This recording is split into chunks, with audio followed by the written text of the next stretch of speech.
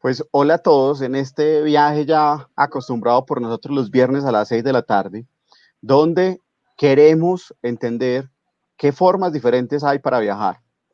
El de hoy va a ser un viaje a través de la imaginación y las palabras. La palabra será nuestra invitada, pero para tener la palabra vamos a tener unos oficios que siempre han acompañado y que han estado involucrados con este arte tan emocionante de la palabra. Le doy la bienvenida a Germán Carvajal, que es un amante de la palabra, una persona que ha trabajado siempre y que su oficio está justamente en medio de la palabra. Yo le digo a veces que es humorista, a veces le digo que es palabrista, a veces le digo que básicamente es un experto en la palabra. Germán, ¿cómo estás? Muy buenos días, oh, no, muy buenas tardes, muy buenas todas. Es que estoy cenando las palabras, ¿sabes? Me gustan. Está muy bien. Juan Felipe para la versión seria y No, Pipe para la versión amigo y personaje cercano de la vida. Pues sí, hombre, toda la vida me ha gustado jugar con las palabras. En principio, a través de la trova, la improvisación, la rima, incluso también la composición poética o musical. Después con los personajes de humor que se juega con retruécanos, trabalenguas, todo ese tipo de cosas que el lenguaje maravilloso que es el español nos permite con la palabra. pues ya lo vamos a hablar con más detalle, pero pues es que Germán, mejor dicho, yo me acuerdo de Germán, no cantemos las edades, pero mentiras que somos muy jóvenes, pero es que yo me acuerdo de Germán, te voy a decir Germán, yo me acuerdo de vos cuando los viernes por la noche mi papá sintonizaba la radio en AM en Caracol para escuchar en ese momento lo que era el inicio Sí. de La Luciérnaga, pues que era una juntada de una tertulia que manejaba Hernán Peláez y demás, y llevaron a unos muchachos muy avesados que hacían versos. De eso también conversaremos, pero calcule pues desde cuándo lo escucho yo a usted. Y por otro Imagínense, lado, Pipe, avesados quiere decir sin besos, es decir, nunca nos besaron. Ah, pues besados, ¿sí? ha No, besado, para hacer juegos de palabras. No, pa, pero mejor dicho, después hablaremos del avesado y la ortografía, aunque no se ve, como es que como es que no se escucha, pero se ve. Eh, y tenemos también a Juan Diego Alzate. ojo, ha besado con H es el... Ha Dale, besado sin dale. H, bueno, en fin. Juan Diego Alzate es nuestro otro invitado. Juan, ¿qué vos tenés detrás de tu futuro bosque? Eh, el jardín vertical, está muy bien. A Juan Diego también lo conozco en el oficio de la palabra. Tuve el gusto de verlo narrar cuentos también hace mucho tiempo. Y contaba con su hermano gemelo, que además entonces era una cosa muy impactante porque uno los veía y eran igualitos. Entonces uno decía, pues pucha, ¿quién Sí. será? ¿Es José Ricardo o es Juan Diego? Pero bueno, la vida ha tenido la fortuna de juntarnos, digamos, al menos en la misma casa de trabajo en este momento que es Confama. Juan Diego trabaja en este momento en el equipo de cultura y está a cargo y responde por el tema de la agenda cultural de Confama, pero básicamente tu oficio ha sido la palabra. Juan, ¿cómo estás? Pipe, un gusto escucharte, un gusto verte, encontrarnos nuevamente a través de la virtualidad pues en estos espacios y no, aunque yo recuerdo que vos también compartiste escenario con nosotros, yo no sé si te bandereo públicamente No, acá, no, hágale. pero todos lo saben, todo el mundo conoce tu secreto oscuro, no entiendo, es un secreto oscuro. No, no es un Pipe secreto. también hizo parte del movimiento. Pipe estaba en la cuentería y estuvo en la cuentería durante muchísimos años. Fue un eslabón fundamental del movimiento de cuenteros de la ciudad y junto a sus dos Sí. amigos Daniel y Marcela se cranearon una idea maravillosa que se llamó el colectivo Inventario Cotidiano de esas épocas de hace un buen rato. y ese fue nuestro inicio en el trasegar también de la palabra, pero es un gusto estar hoy aquí con ustedes compartiendo, con Germán, hombre, que es un referente impresionante de la palabra y la cultura en esta ciudad, y con vos, Pipe, que tenés también un trabajo súper fundamental en lo que haces, no solo en Confama, sino también, pues, obviamente, aquí en Medellín. No, un gusto, un placer estar aquí hablando de la palabra que nos convoca. Siempre Lo que es la gran convocadora. Cuando usted invita a dos personas a hacer un viaje a través de palabras, lo jodido será el silencio, lo que no va a existir posiblemente. Pero bueno, arranquemos con la primera pregunta que siempre hacemos con todos los invitados, y es: ¿cuál ha sido el viaje para que ustedes hayan terminado en estos oficios? Y quiero arrancar, digamos, por Germán y luego por Juan Diego, pero narremos ese viaje. ¿Cómo ha sido su viaje para ese encuentro con el oficio? Bueno, muchas gracias, Pipe. Un saludo, Juan Diego, hombre. Qué alegría estar aquí con vos también, y admiración tremenda por el trabajo que has hecho y por toda esa gestión cultural que haces por esta ciudad.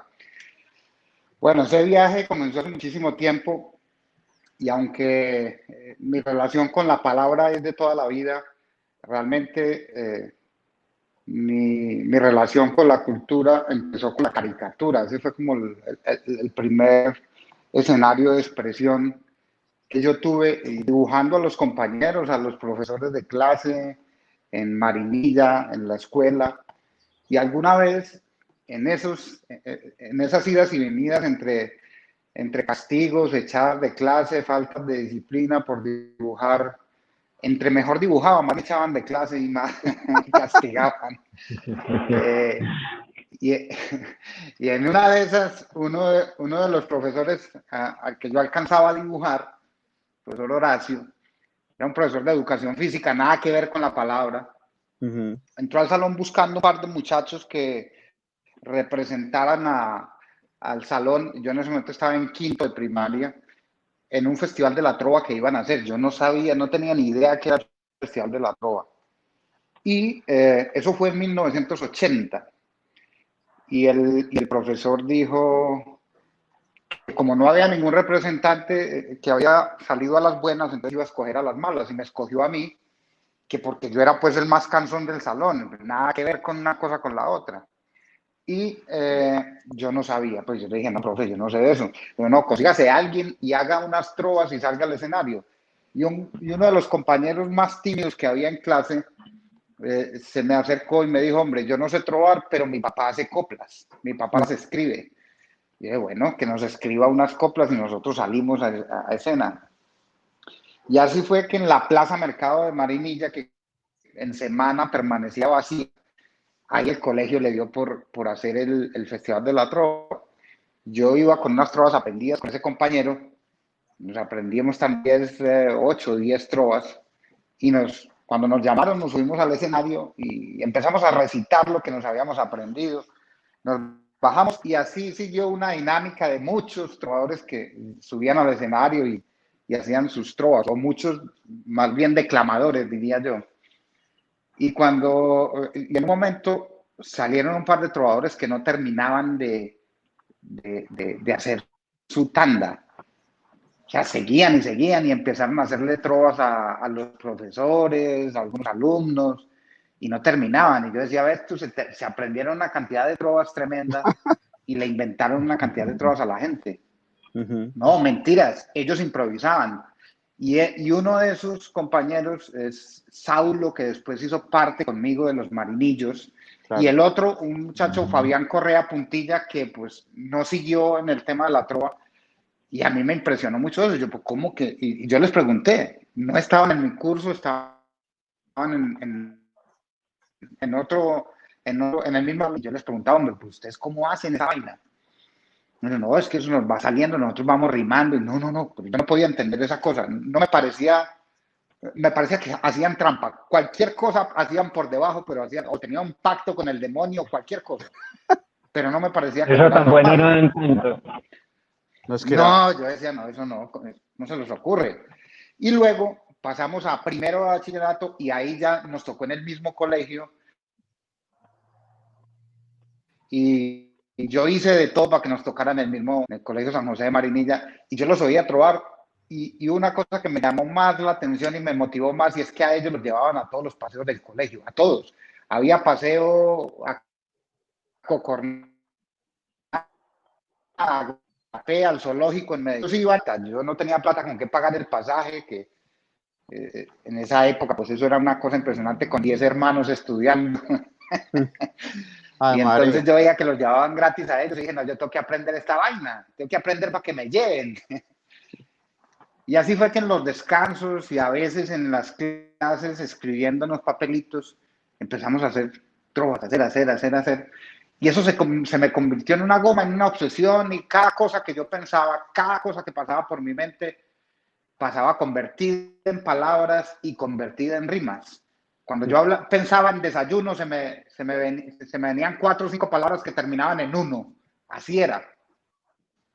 Y cada vez se me hizo más fácil empezar a dialogar con ellos en verso y en rima. Y alguna vez, que además es una historia muy bonita, porque tiene que ver con Confama, el primer escenario donde yo me paré en la vida fue en Confama en Río Negro. No Había un fregué. festival de la trova infantil y, Sí.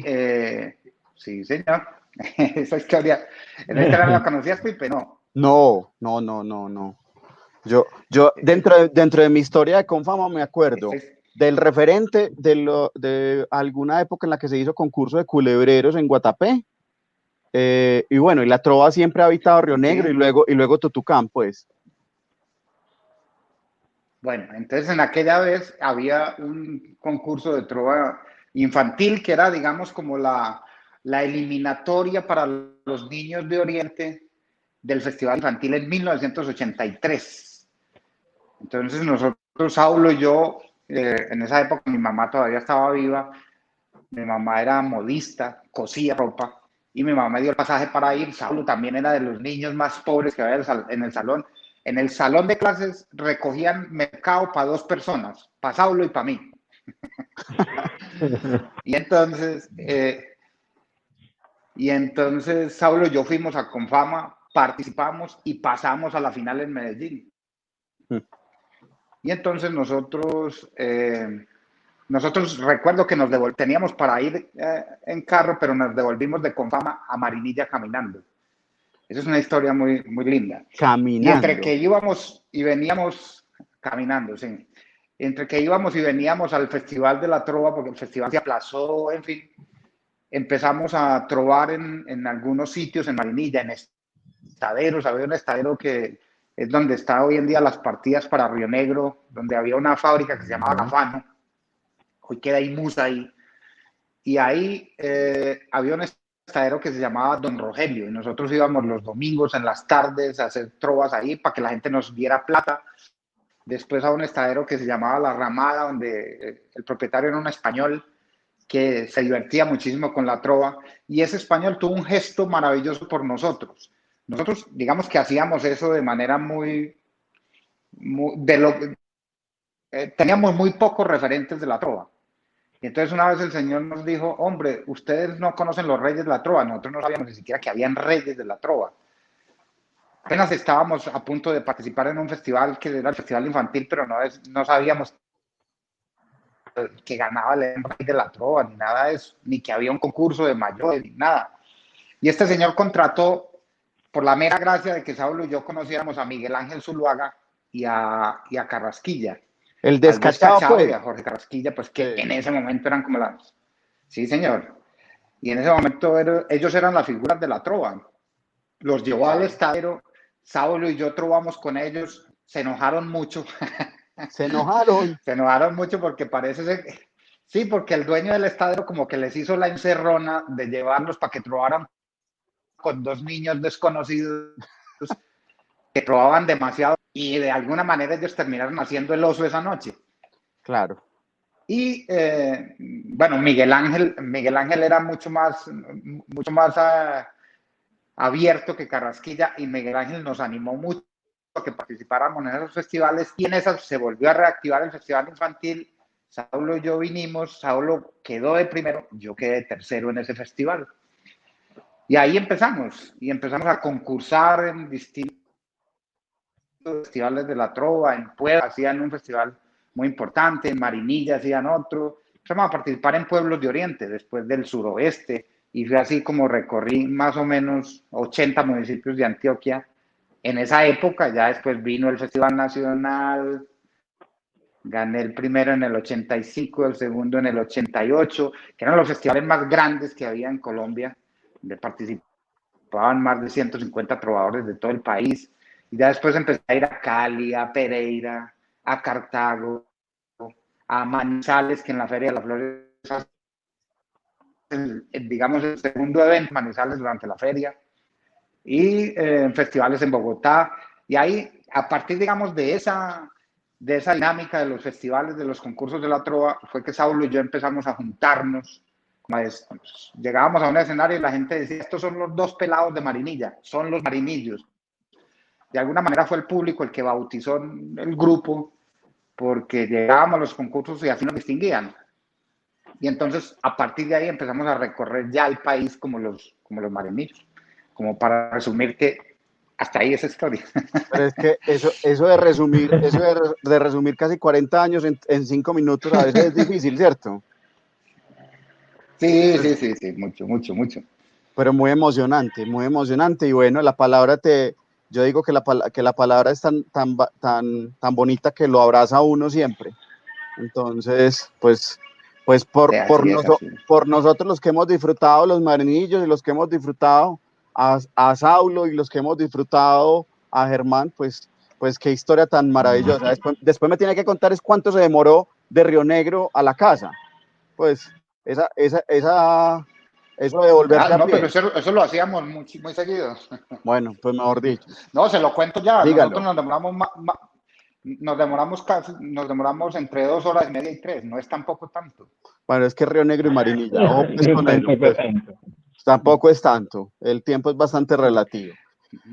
Juan, ¿y cuál es tu historia de este viaje? Vos, tu familia o vos sos de Bucaramanga, ¿cierto? Contanos esa historia. Sí. Pues el primero en realidad, yo realmente nací en Bogotá. Pues mi hermana y yo nacimos en Bogotá, pero crecimos en varias ciudades del país, en Barranquilla, en Bucaramanga, ¿no? Pero precisamente mi encuentro, pues mi relación con las palabras siempre fue muy curiosa. Yo recuerdo que con mi hermano una de las aficiones que teníamos era ver diccionarios, enciclopedias.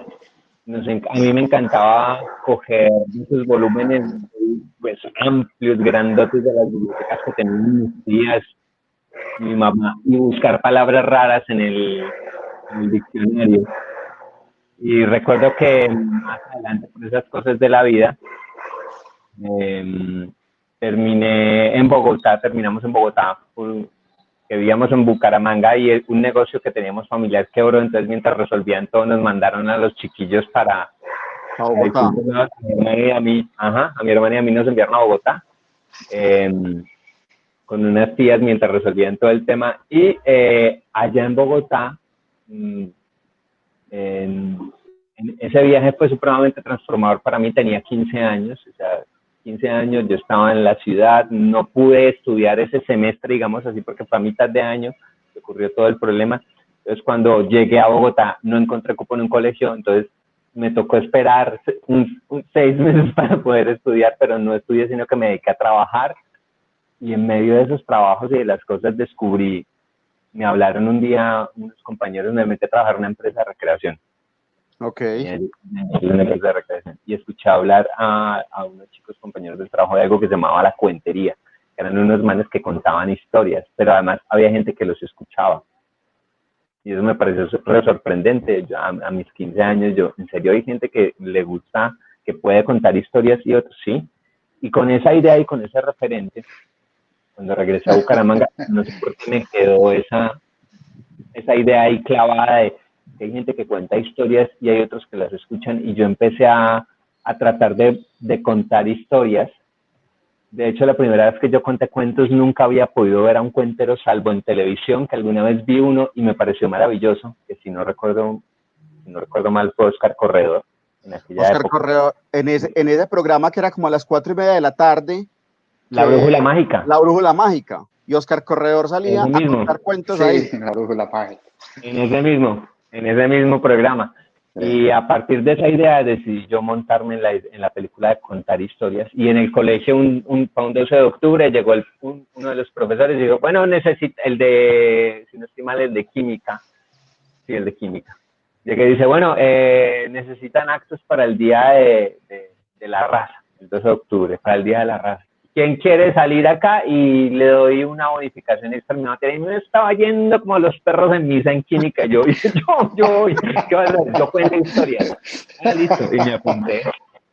Y ese día preparé un repertorio de cuentos, uno que yo creé, porque yo pensaba que los cuenteros teníamos que contar nuestras propias historias y no podíamos hacer adaptaciones. Entonces me daba pero entonces habían unos cuentos que me gustaban mucho de un señor que se llamaba Jairo Aníbal Niño, muy políticos, por cierto, en esa época, pero también habían otros tiernos. Que entre otros, Juan, hagamos ese paréntesis. Jairo Aníbal Niño, pues todos lo conocemos con los cuentos más dulces y más sanos y no sé qué, pero ese libro se llamaba A Puro Pueblo. Puro Pueblo es súper político. Completamente.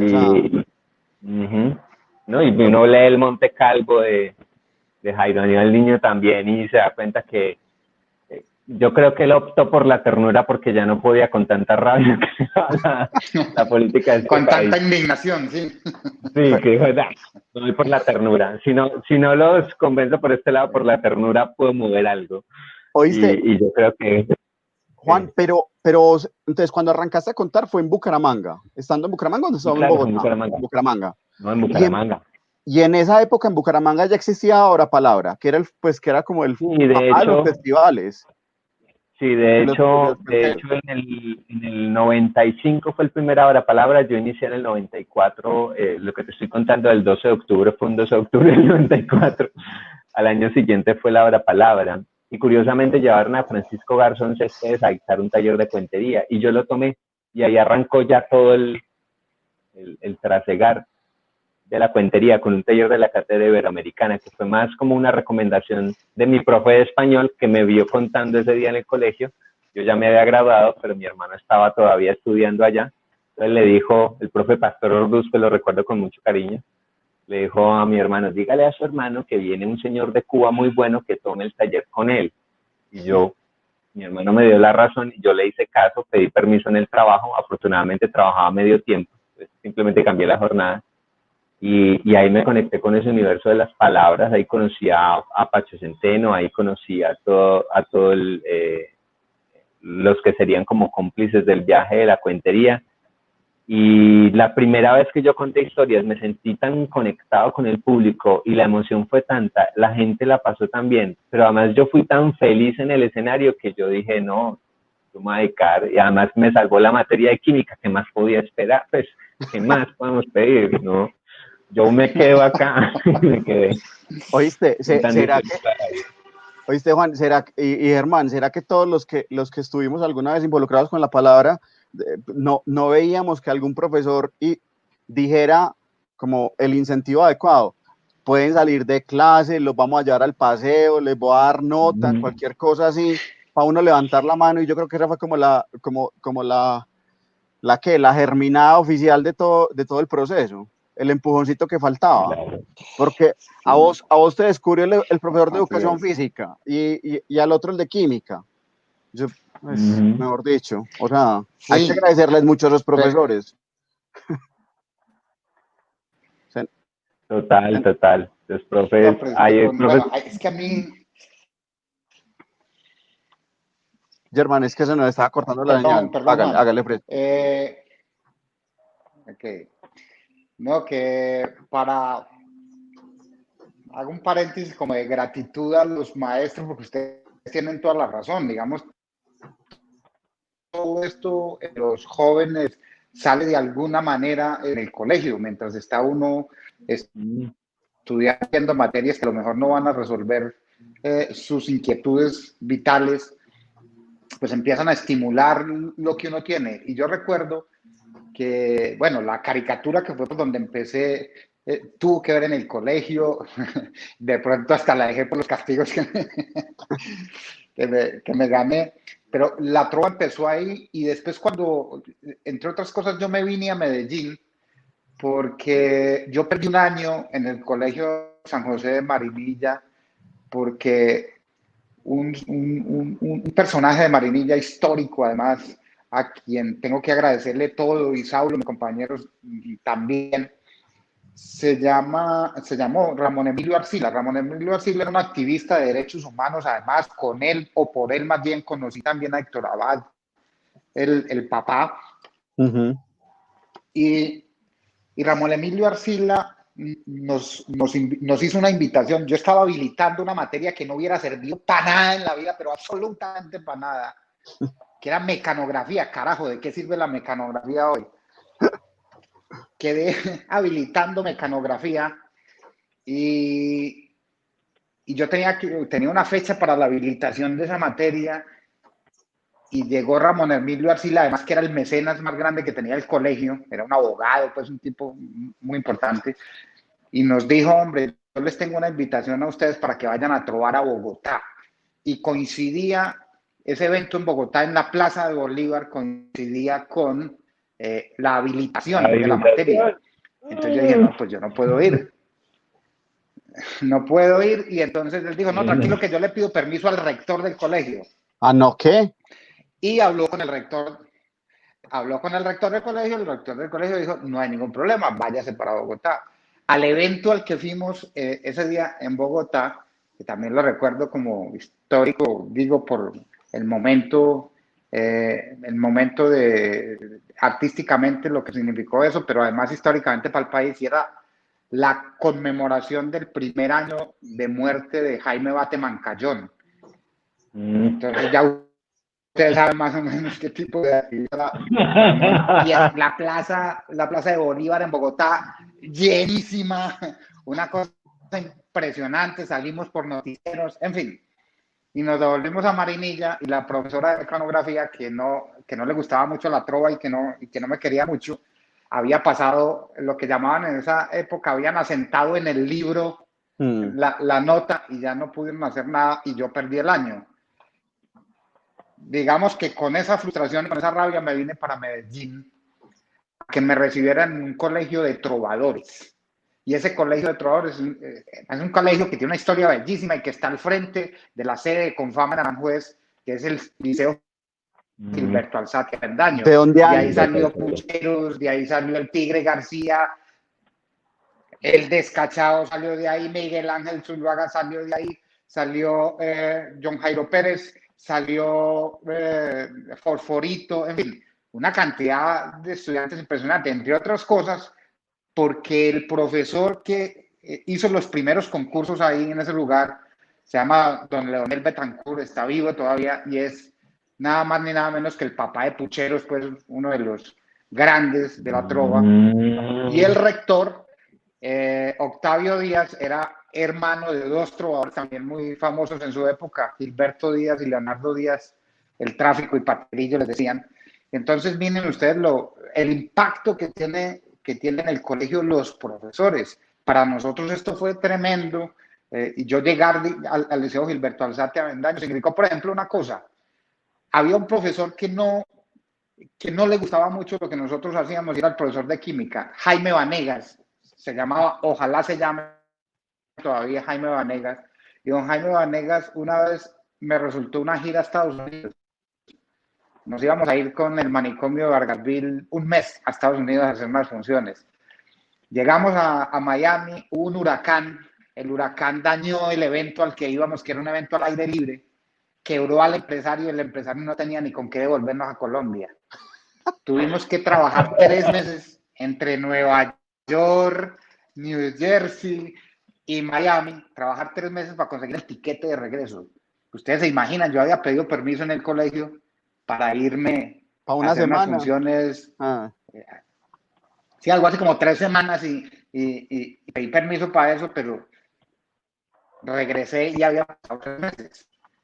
Yo llegué y el rector dijo, no, yo le ayudo, venga, hablemos con los profesores, presente trabajo, desatrásese. Y y el único profesor que se opuso a eso fue el profesor de química. Se opuso. Y una vez me llamó el rector y me dijo, hombre, hay una fiesta en la casa del profesor de química. Yo voy a ir a la fiesta que me invitó. Hermano, allá no va a ir ningún alumno, no, nada de eso, sino que yo le estoy diciendo es porque yo lo quiero invitar a usted para que vamos a la casa del profesor de química. Y ya, y me aparecía a la casa del profesor de química, creo que fue con Foforito, y hicimos unas trovas, no sé qué, y el tipo no me dijo nada. A la semana siguiente en el colegio me dijo, hombre, ¿sabes qué? Yo me puse a reflexionar una cosa, vos no vas a vivir la química. No vas a ser química. Presentarme unos trabajos y no hay lío. Y así fue, me ayudó, lo reconozco, me ayudó. Y de no ser por esos profesores que de una u otra manera le ayudaban a uno, sinceramente uno tal vez no hubiera sacado el potencial que tiene hoy.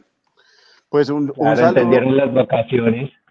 Un saludo Sí, a todos nuestros profesores que entendieron oficios y a veces, digamos, en mi caso fue mi papá, pues, o sea, la forma, yo era media lengua y en esa época incluso de chiquito creo que hablaba más de corrido, pero mi primer verso con el que pues con el que mi papá intentó ayudarme a mejorar mi vocalización era Manecita Rosadita, muy experta, yo te haré, para que hagas buena letra y no manches el papel. Entonces yo creo que todos sí, pues qué bueno los profesores, qué bueno los maestros en la vida, qué bueno los maestros que entienden las vocaciones, como decís Juan, de cada uno de nosotros y esas habilidades y esas inteligencias que son diferentes. Pero me voy a ir por una mención que hacía ahorita Juan Diego, y es, la palabra es tan vieja como el hombre, definitivamente. O sea, cuando hubo fuego hubo historias, pues, o eso es lo que yo siempre he querido creer. ¿Cuál es la historia en el campo de cada uno? Porque, digamos, en el caso de la narración oral, Francisco Garrón Céspedes marcó un hito importante en la narración oral escénica, y en el caso, Germán, de la improvisación y de los trovadores, al menos en Colombia, ¿cómo fue esa historia? ¿Cómo es esa historia de los versos en Colombia? Pues si la conoces, o qué fue o qué es lo que te enseñaron en los tiempos. Y luego entro con Juan a que hablemos de Francisco Garrón Céspedes, que yo creo que es un personaje que vale la pena, que creo que no se le ha dado el crédito suficiente. Sí. Bueno, ayer precisamente estaba dando un taller a personas interesadas en el tema de la improvisación, porque como vos decís, Pipe, la palabra es tan vieja como el hombre, y hace poco, bueno, yo he tenido desde hace algún tiempo mucho aprecio por la literatura que tiene que ver con la evolución. Hice una obra que precisamente trataba ese tema, La Edad de Huevo, y me ha parecido que el tema de la evolución tiene un eje central, y es la palabra. Evolucionamos porque conversamos. Cada que un cazador recolector salía de la cueva y se encontraba una presa, venía y la narraba y contaba cómo era, para poder, digamos, de alguna manera que todos, su experticia fuera pasando de generación en generación. Entonces la palabra para nosotros siempre ha sido el eje de todo. Y estudiando el tema del repentismo y de los trovadores, eso no es absolutamente para nada nuevo. Eso viene desde esa evolución de la palabra.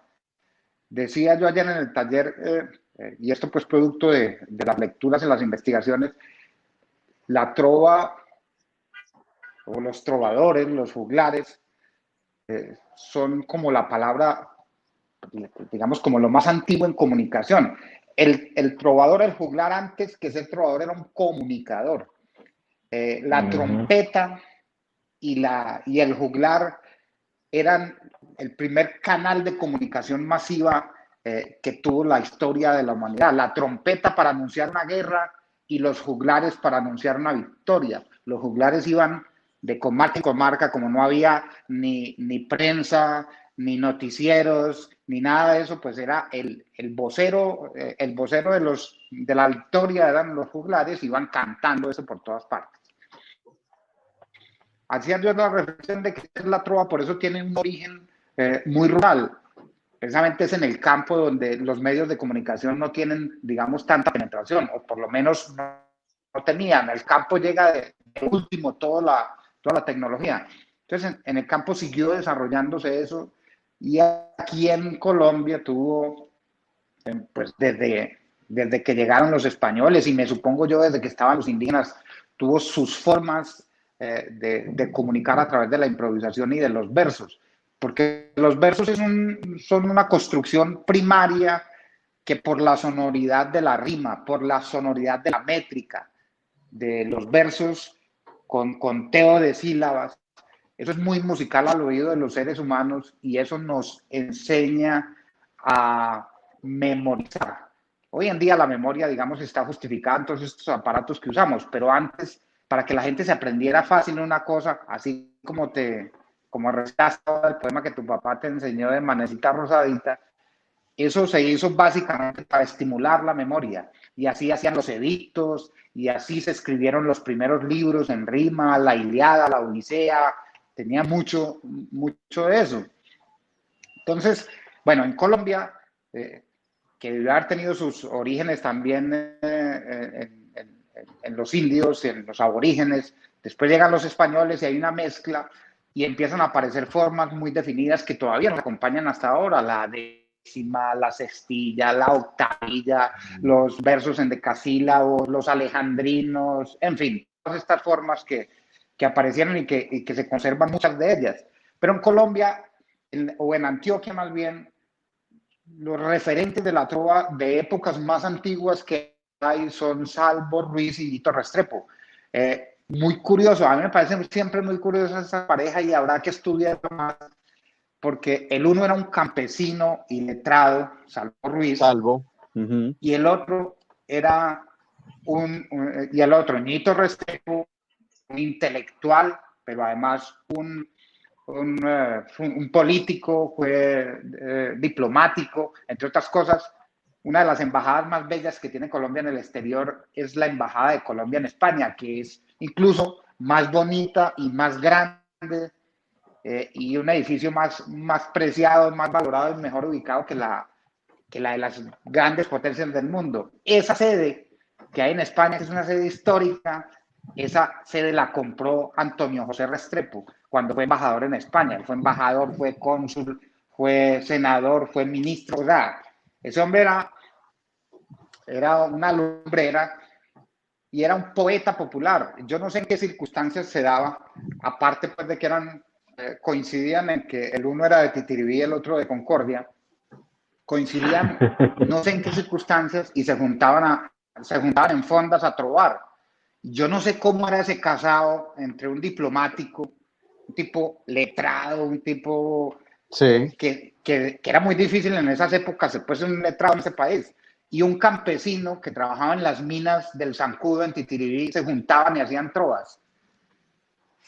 Y entonces hay, digamos, documentos, versos que hablan de los encuentros que tuvieron estos señores. Un verso muy famoso al que yo ya no le creo, porque además me encontré versiones en Cuba, me encontré versiones en Argentina, me encontré versiones en Chile, que son, Juan Diego seguramente sabe también que hay unos mitos alrededor de los cuentos, alrededor de las improvisaciones, de los duelos, el duelo de Florentino y el Diablo, por ejemplo, que es un duelo en verso del que se habla mucho en los llanos de Venezuela y Colombia, o Francisco el Hombre, Francisco el Hombre con el Diablo, Putas de Aguadas. Claro, de Robert exacto, Johnson Putas de de Aguadas también con el Diablo. Mississippi. Esos son Las mismas estructuras que se repiten. Exacto.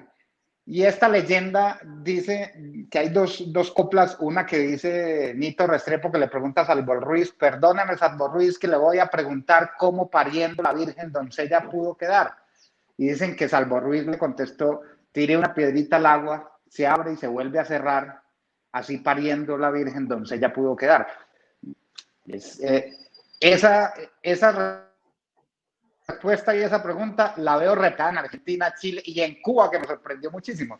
Entonces, bueno, yo ya no creo que sea de alguno en particular, es más bien como el folclore, el popular. Pero esos referentes siguen siendo muy importantes para nosotros. pero eso sigue siendo importante, sigue y seguirá. Eso espero yo, o eso esperamos todos los que somos amantes de Sí, las claro, palabras claro. y de las historias. Juan, desde el punto de vista de la narración oral, que ahorita mencionábamos a este personaje que sin duda, digamos, marcó un hito muy relevante entre todo el tema de los narradores orales o los cuenteros, porque como siempre me lo dijeron a mí en su momento, y es que la cuentería no está como tan bien vista en aquello de las artes escénicas. Entonces, no sé, contanos historias de la historia de esto. Bueno, la cuentería llega a Colombia, o al menos lo que conocemos como la técnica de la narración oral, en 1988. De la mano de Francisco Garzón Céspedes, que era un cubano que venía desarrollando esta técnica.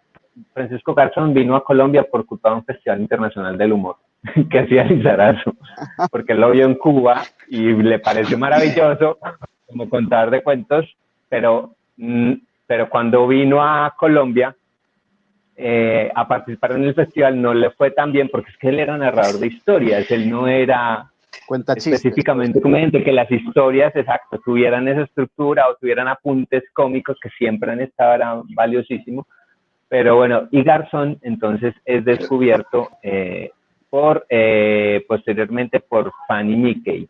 Lo ve allá y le parece muy interesante y lo traen a un festival iberoamericano de teatro y da un taller y ahí arranca todo este tejemaneje de la cuentería, porque a ese taller van muchos chicos universitarios y ocurre en Colombia un fenómeno que es único en Iberoamérica y es la cuentería en Colombia digamos, germinó porque el terreno donde cayó fue la juventud, fue en la población joven que estaban en los espacios universitarios. En ese tiempo las dinámicas culturales eran mucho más limitadas, casi no habían espacios y escenarios, y la cuentería aparece como un oficio que se podía hacer con un mínimo de recursos, un mínimo de necesidades y un potencial amplísimo de comunicación. Entonces se crean los espacios en la Universidad Javeriana, en la Universidad de los Andes, en la Universidad Nacional en Bogotá, y esos espacios generan una dinámica de públicos, pero masiva. Uno podía perfectamente, y yo recuerdo que acá en Medellín también nos pasaba con el A que te cuento, uno podía ir perfectamente a contar un escenario y encontrarse 3.000, 4.000 personas escuchándote. Eso nos llegó a ocurrir aquí con los A que te cuentos en las plazoletas del estadio, por ejemplo.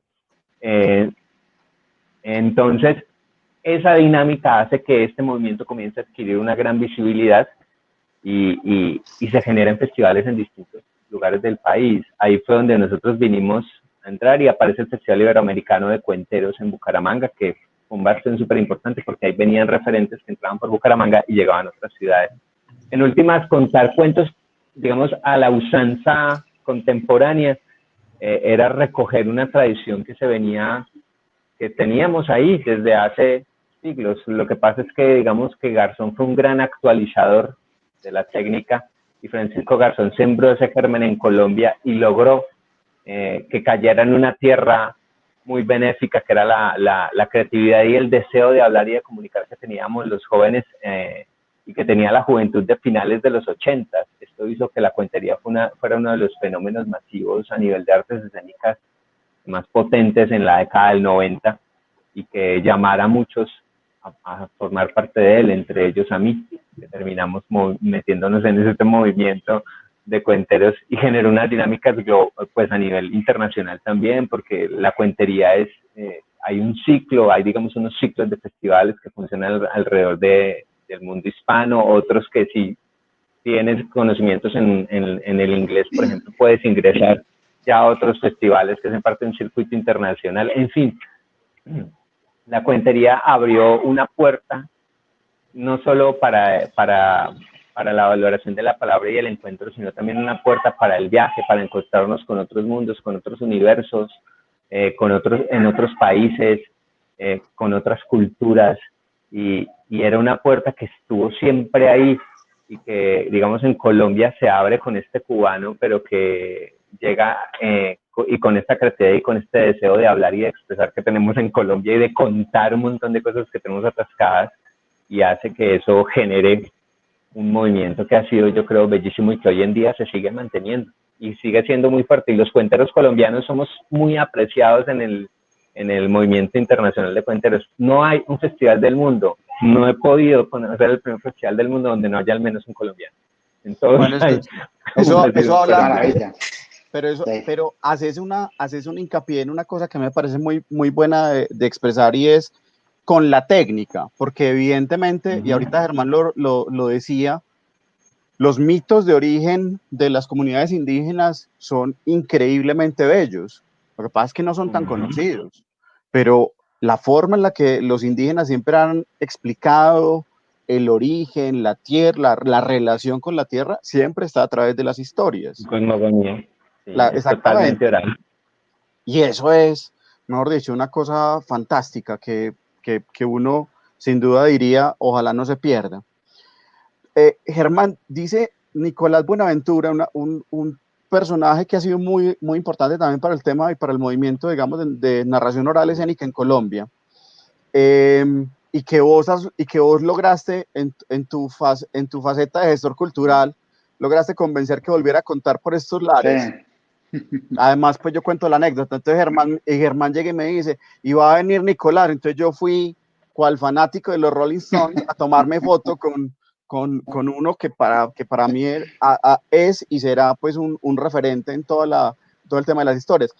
Y Nicolás dice una frase que a mí siempre me pareció muy linda, al menos se la escuché a él, puede ser que alguien más lo hubiera dicho, y es que él decía frente a la narración que un cuentero o un narrador era la persona que hacía o que creía que una palabra valía más que 1000 imágenes.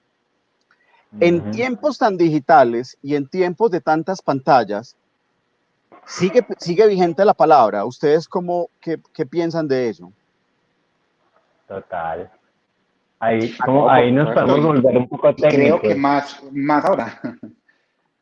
Nos podemos volver un poco técnicos porque, ¿cómo era que le decía Garzón a esto? Francisco Garzón tenía un término específico cuando hablábamos de la palabra oralidad secundaria, le diríamos a esto. Estamos en una época de la oralidad secundaria en donde la palabra está mediatizada, ¿cierto? Entonces tenemos la palabra, pero la tenemos sobre soportes, la tenemos a través de pantallas, a través de dispositivos digitales, a través de podcasts, a través de mensajes de texto, de mensajes de audio, de voz, y me parece muy particular porque esta contingencia que estamos viendo ha reactivado la palabra de otras formas. Son oralidades que podríamos decir que son secundarias, pero yo no lo llamaría secundarias, son mediatizadas, pues, a través de... Pero la importancia de la palabra en los tiempos que vivimos hoy en día, me parece que ha adquirido un nuevo viaje, como que otras cosas podemos encontrar y descubrir a través de la palabra. Y yo creo que esta circunstancia nos ha obligado a explorar esas posibilidades, como que todo el que no se hubiera metido antes en el entorno digital, todo el que anteriormente no quería tener nada que ver con esto, con las camaritas web, con las transmisiones en streaming y todo eso, hoy en día ya nos tocó hacerlo, como que apropiárnoslo. Yo creo que la mejor estrategia de apropiación digital que ha existido es la pandemia, pero también es una forma de resignificar la palabra y de poner entonces la palabra a través de estas herramientas, cómo nos funciona, qué podemos encontrar y descubrir. Y yo creo que más que perderse se resignifica y nos obliga a ser creativos y a encontrar maneras de utilizar estas ventanas para que la palabra se siga sumando por ellas. Germán, antes de que vos nos respondas, yo voy a introducir esto diciendo, por estos días vos estás, Germán todavía está ahí, ¿cierto? Es que tengo la imagen congelada. Sí, aquí estoy. Ah, ok. Lo que pasa es que estoy quieto. No, pues, ¿qué? Yo dije, pucha, se congeló la imagen. Oíste, Germán, estás en estos días haciendo un ejercicio mediático que a mí me parece muy valioso, porque volvió la improvisación a la televisión, digamos, en esto que a vos estás haciendo a través, es un programa en Teleantioquia, donde en el noticiero, perdón, donde vos estás siendo invitado a contar, mejor dicho, es como si hubiéramos vuelto un poquito al origen de volver a contar historias a través, en este caso, de los versos y de los personajes que ya te ocupan y te habitan. ¿Vos qué pensás de cómo, pues esto como que a veces pareciera ser como cíclico, como que hay muchos jóvenes que apenas, digamos, en los versos están descubriendo maneras de expresión divertidas, sonoras, diferentes, pero esto es tan potente como no sé, aquel que improvisa en un rap. Eh, vos cómo estás viendo eso? Vos que en este momento estás teniendo la fortuna de mostrarle a miles, a millones, cómo es que es esto de seguir improvisando. Bueno, yo tendría que decir que lo único que permanece es lo que es fundamental. La palabra es fundamental.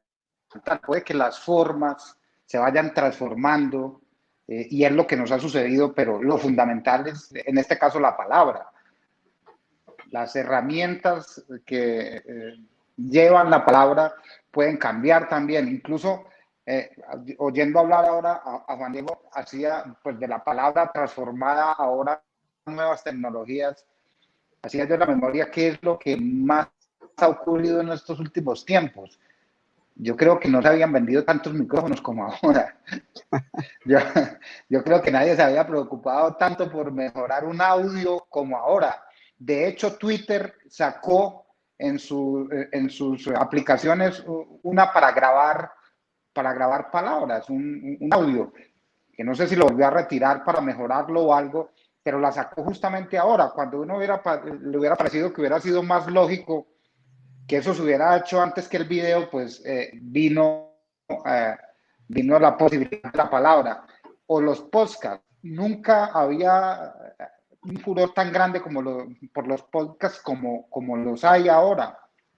Entonces, si uno hace un resumen de qué ha pasado en esta pandemia, y diría yo que en los últimos tiempos es un regreso a la palabra a través de los medios. Pero siempre la palabra es ahí fundamental. Puede que se reinventen, digamos, las formas, pero ahí está. Y eso también lo mencionaba yo ayer en el taller que di, y es el tema de la palabra como esencia de un arte, en este caso los que nos movemos a través de la cuentería o a través de las historias. Las formas son, digamos, una, una expresión, una manera de llegar a distintas audiencias, pero en el fondo es lo mismo. Hablabas ahora del rap. El hip hop y el rap están generando ahora los encuentros de palabras más impresionantes entre los jóvenes. Las batallas de gallos que hace Red Bull, por ejemplo, y que tienen una tremendísima audiencia en México, en Argentina, y que ha unido los jóvenes de la palabra urbana en todas las capitales latinoamericanas y en el mundo además. Eso es una cosa impresionante. Ahora, me descubrí también navegando por internet una cosa que es la improvisación de poesía. En España está en pleno furor. Vos te subís a un escenario y en vez de hacer una trova, lo que construís es una poesía. Eso me parece maravilloso. Entonces, la palabra siempre está ahí. La palabra es fundamental, es básica del desarrollo humano. Han cambiado un poco las formas para ajustarse a las dinámicas sociales. Pero me parece maravilloso lo que pasa con los jóvenes y la palabra en la poesía que está en este momento surgiendo en España, porque no lo hacen personas mayores, lo hacen jóvenes. Que eso asegura que por lo menos por una generación tenga un recorrido largo la poesía en este método. O el rap, que es de pelados que están aprendiendo. Yo veo pelados entrar a la trova y siempre me pregunto por qué este se decidió por la trova y no se decidió por el rap. Yo hoy en día sería rapero y no trovador tradicional, te lo aseguro. O sea, a mí me ha gustado más. ¿Has hecho freestyle, Germán? Y yo sería rapero. Oíste, Germa, mira la pregunta de Juan, que si has hecho freestyle. Dime. Que si has hecho freestyle. Mire, esa pregunta he hecho aquí en mi casa conmigo mismo He visto además a Leo, mi compañero, hacerlo Sí. con un rapero, con High Sofia, que además ha hecho unas exhibiciones maravillosas. Y uno de mis sueños es volverme a parar en un escenario a improvisar, a hacer freestyle. Eso es un reto que tengo yo personal. Yo quiero hacerlo y lo voy a Hay, hacer. hay un, hay un Porque personaje, están haciendo batallas de trovadores contra raperos, no sé si las hayas visto. Son divertidísimas. Además, porque después ponen al Sí, rapero a probar y al trovador a rapear. pero es que Y esa es yo la les voy mejor a, parte de yo, todas. sí, yo sí, ahí, sí. Eso, a- ahí me voy a meter para hablar de un personaje que lo conocí a través de Germán, que es Alexis Díaz Pimienta, que, Ujú. que sin Así lugar a mismo. dudas es un personaje que ha puesto, digamos, también sobre la escena ese tema de la improvisación a través del verso y de la oralidad, y que es, pues, de esos referentes que están logrando conectar casi que parte de la tradición con ese tema de la modernidad. Yo le vi a él una batalla de gallos con Danger que yo decía, pero ¿qué es esto? O sea, pues, quítese que ahí voy. Y en sus estilos, preservando la técnica del verso. Pero el futuro, digamos, uno también lo ve, digamos, interesante por lo que vos decís. Un personaje como Loquillo, que se ha vuelto, digamos, tan referente en términos mediáticos, pero lo que hace Loquillo a través de su personaje de Rastacuando es verso. O sea, pues, o hay como sí, yo creo que hay una... Es verso, es improvisación, Pipe y Juan Diego. Mire, yo siempre he creído que el fondo no se puede sacrificar por la forma. El fondo es la palabra, el fondo es el diálogo, el fondo es la conversación, el fondo es la poesía. Y creo que los trovadores tendríamos que tener la capacidad y la flexibilidad para ir cambiando y adaptando esas formas. Pero además es que es lo natural de la evolución. Cuando aquí en Medellín los trovadores rurales eran los que mandaban la parada, llegábamos unos campesinos que ya habíamos hecho bachillerato y que no nos habíamos quedado en la primaria y empezamos a desplazar a esos trovadores porque ya nos expresábamos de manera distinta. Hace 25 años no existía sino la trova tradicional antioqueña. Después nosotros hicimos en el año 90 un disco que se llamó Así se trova en Colombia y tiene 10 formas de improvisación en Colombia. Y hoy en día podríamos sencillamente hacer un trabajo de formas de la improvisación y podríamos juntar tranquilamente 100 o más formas.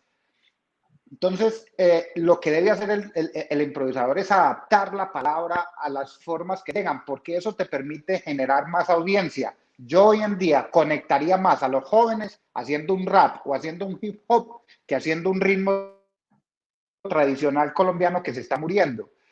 Ahora, que hay que renovar los ritmos, también hagamos trabajos de esos. Contaba yo una anécdota ayer de Juancho Valencia con Puerto Candelaria, fueron hace 10, 12 años al Festival Mono Núñez a mostrar una música andina colombiana renovada y lo silbaron y lo sacaron a empellones del Festival Mono Núñez. Y sin embargo, hoy Puerto Candelaria es un grupo colombiano que ganó un Grammy y el Mono Núñez es un festival que cada vez se hace más pequeño en audiencia, valorando todo el trabajo de memoria y todo lo que ellos hacen. Creo que paralelamente a eso, a lo tradicional, tendrían que tener un grupo de jóvenes o de gente que trabaje, digamos, como en la renovación de las formas, estando con Abrirle ellos. una Y yo ventana a digo, las la nuevas trova es lo músicas mismo. colombianas. Exactamente. Es decir, la evolución es un imparable en la historia. La evolución se lleva al que no decide cambiar. Por eso es que hay que ser flexibles. Y yo quiero hacer freestyle. Eso está muy bien, eso está muy bien. Nos quedan ya muy pocos minutos y esta pregunta la hacemos también siempre a nuestros invitados y es una recomendación. O sea, ve, de esto que estamos hablando, una persona, un personaje, un documental, un podcast, un referente, o sea, algo, pues, o uno o varios, pues, de los que ustedes tengan ahí como en su imaginación, en su piel, que dicen, hombre, o sea, si usted quiere escuchar, escuche esto, si usted quiere aprender, lea esto, no sé qué recomendaciones nos pueden dar ustedes dos. Juan.